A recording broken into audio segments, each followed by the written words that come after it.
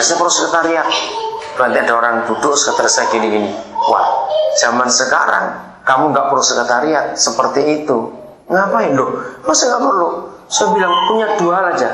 Satu, kamu punya handphone, dua, punya laptop. Itu sekretariatmu, itu kantormu. Loh, betul tidak? Dengan handphone aja sekarang kita bisa buat macam-macam.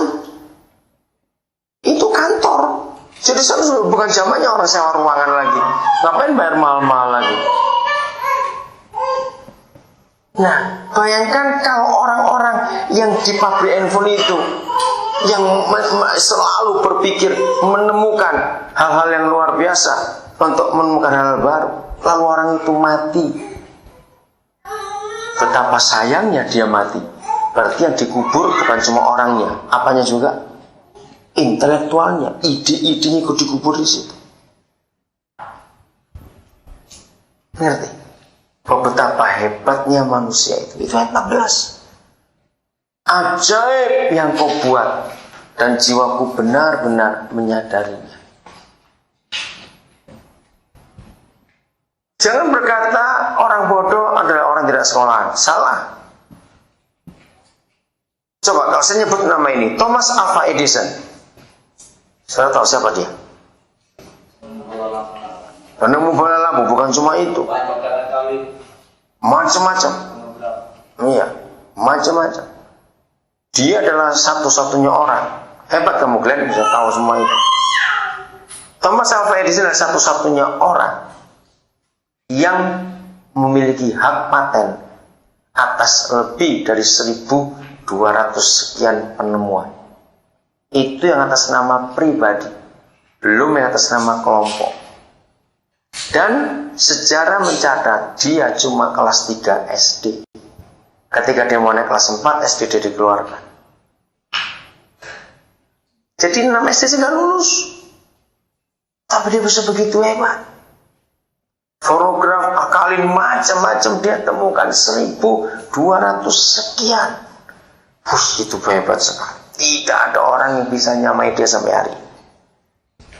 Jadi waktu mati dia dikuburkan. Berarti dikuburkan ada semua kekuatan intelektual. Itulah kekayaan itu ada di kuburan. Dan itulah manusia. Sehebat itu. Glenn, maka itu kamu harus yakin. Oh, kamu itu hebat, kamu itu mampu. Dari jawabanmu tadi, kamu semangat dalam hidup. Kamu tidak boleh menyetujui bahwa aku begini. Enggak, kamu enggak lemah. Ucapan kata-kata iman tiap hari dalam hidupmu. Bahwa kamu hebat. Dari cara menjawab, saya tahu kamu orang suka baca buku. Dan terus kembangkan itu. Jangan dibodohi oleh iblis. Kalau kamu terima apa yang iblis buat atas kamu orang paling rugi sedunia. Kamu gak bisa berkarya apa-apa, kamu gak bisa menghasilkan apa-apa. Siapa tahu kalau saya sebut nama Bill Gates. Siapa dia? Iya, pendiri dan pemilik Microsoft. Dia adalah penemu program Windows yang mengalahkan semua program komputer bertahun-tahun sampai hari ini, hebat sekali. Dia ternyata mahasiswa drop out. Dia nggak pernah lulus S1. Bayangkan di DO. Maka itu dengan dua contoh tadi kita melihat ternyata di dunia nggak ada orang bodoh, orang malas yang banyak. Betul nggak? Orang malas yang banyak, nggak ada orang bodoh. Karena apa? Ciptakan otak kita semuanya sama, tergantung bagaimana kita menggunakannya. Itu semua terjadi dalam kandungan orang-orang hebat.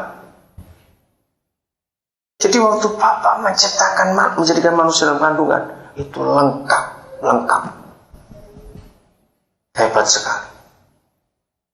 Siapa yang pernah tahu berapa panjangnya seluruh pembuluh darah kita? Pembuluh darah paling banyak bukan di badan, tapi di otak. Itu rumit sekali. Nah, pernah dihitung. Begitu pembuluh darah kita dilepas semua, ya, kalau dilepas semua dan dipanjangkan dalam satu garis saja. Siapa yang pernah tahu berapa panjangnya itu? Panjangnya adalah hampir 2 kali lingkaran bumi ini. Hebat. Jadi pembuluh darah di dalam tubuh kita dari kepala sampai kaki itu ribuan kilometer. Bayangkan, jantung memompa darah tiap hari. 1 kali putaran dari kepala sampai ke kaki balik. Itu hanya perlu waktu 21 detik.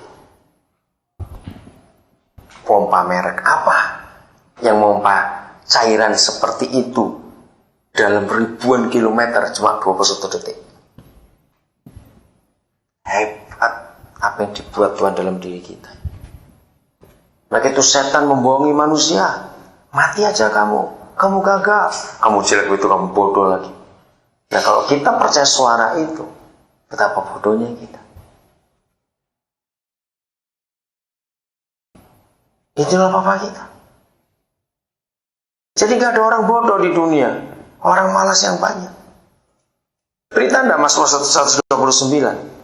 Kita lihat sekarang Kejadian 11 ayat 6. Kejadian, ayo 11 ayat yang ke-6. Maka itu kalau ingin lihat kekayaan, ingin lihat kehebatan dunia, jangan ke studio film yang hebat, ke itu, bukan ke bank, datang ke kuburan. 11 ayat yang ke-6. Apa firman Tuhan di situ? Dan ia berfirman, ya, mereka ini satu bangsa dengan satu bahasa, semuanya. Ya. Ini barulah permulaan usaha mereka. Nah, tunggu sampai di situ. Ini barulah permulaan usaha manusia. Ini itu apa? Permulaan apa? Ini itu. Itu kisah tentang apa? Menara Babel. Jadi papa di surga itu kagum dan terkejut. Kamu bisa buat ini? Sebuah bangunan yang bertingkat pada zaman itu.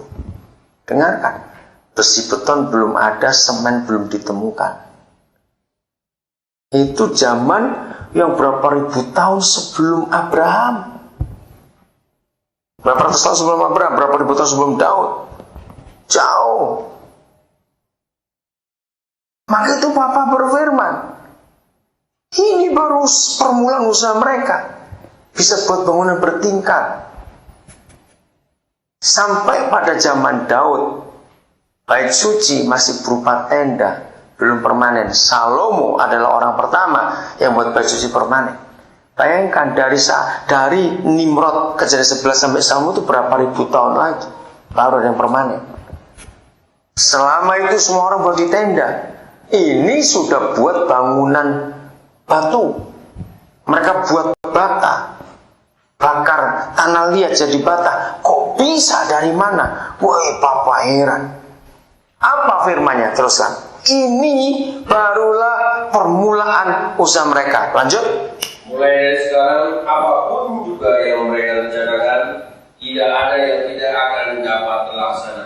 Ayo kita baca bareng-bareng bagian itu. Mulai 1, 2, 3. Mulai dari sekarang, apapun juga yang mereka rencanakan, tidak ada yang tidak akan dapat terlaksana. Wih, hebat sekali. Saya percaya betul akan firman ini. Coba renungkan. Glenn, kamu serius dalam ini. Jangan terlalu pikir jauh-jauh. Dengarkan. Berarti ada enggak yang direncanakan manusia? Ada yang gagal? Menurut ayat itu? Ada tidak? Jawab. Ada tidak yang manusia rencanakan itu gagal? Tidak. Ayo saya ajak saudara berpikir secara negatifnya saja. Percayakah saudara bahwa maling-maling, perampok-perampok, pemerkosa-pemerkosa, pembunuh-pembunuh menggenapi ayat itu? Termasuk kasus hebat dari Rian, mengikuti berita itu, pembunuhan itu. Artinya apa? Nggak ada maling sebodoh apapun ketika dia mau maling nggak pakai rencana dulu. Misal gini, ada maling lewat depan rumah, kok kosong, terus masuk, nggak ada, itu maling goblok betul. Ngerti maksudnya? Dia pasti apa? Merencana dulu. Apa saja itu direncanakan.